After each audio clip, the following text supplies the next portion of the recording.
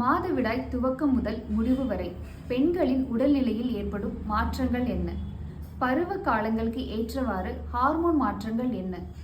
ஹார்மோன்கள் குறைபாடு மற்றும் அதிகமாவதால் ஏற்படும் பிரச்சனைகள் என்ன?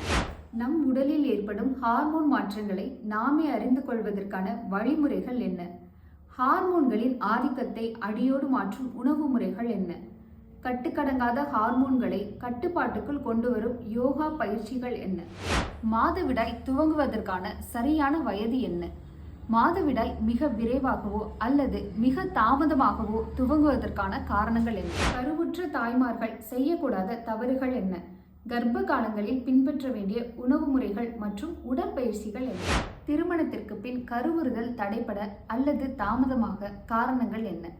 திருமண வாழ்க்கையில் ஆண்கள் மற்றும் பெண்கள் செய்யும் தவறுகள் என்ன? அதை திருத்திக் கொள்வதற்கான வழிமுறைகள் என்ன? குழந்தை பிறப்பிற்கு பின் ஏற்படும் மன அழுத்தத்திலிருந்து விடுபட வழிமுறைகள் என்ன? சுகப்பிரசவத்திற்கான சூட்சமங்கள் மற்றும் பிரசவத்திற்கு பின் பெண்களின் உடல்நிலையில் ஏற்படும் மாற்றங்களை சரி செய்வதற்கான வழிமுறைகள் என்ன? மாதவிடாய் நிறுத்தம் அதாவது மெனோபாஸ் அடைவதற்கான சரியான வயது மற்றும் அறிகுறிகள் என்ன? மாதவிடாய் நிறுத்தத்திற்கு பின் ஏற்படும் உடல்நிலை மற்றும் மனநிலை மாற்றங்களுக்கான முக்கிய ஹார்மோன்கள் என்ன? மாதவிடாய் நிறுத்தத்திற்கு பின் ஏற்படும் ஹார்மோன் தட்டுப்பாட்டை சரி செய்யும் உணவு முறைகள் மற்றும் யோகா பயிற்சிகள் என்ன? பெண்கள் மட்டுமல்ல, அண்ணன், தம்பி, கணவன் மற்றும் அப்பாவாக இருக்கும் ஆண்களும் அறிந்து கொள்ள வேண்டிய பெண்களின் உடல்நிலை மாற்றங்கள் பற்றிய முழுமையான விளக்கங்கள், அதற்கான 4 மணி நேர உரையாடல்.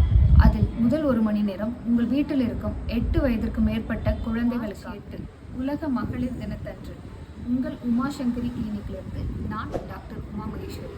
முன்பதிவு அவசியம். இப்போது ரெஜிஸ்டர் பண்ணிக்கோங்க.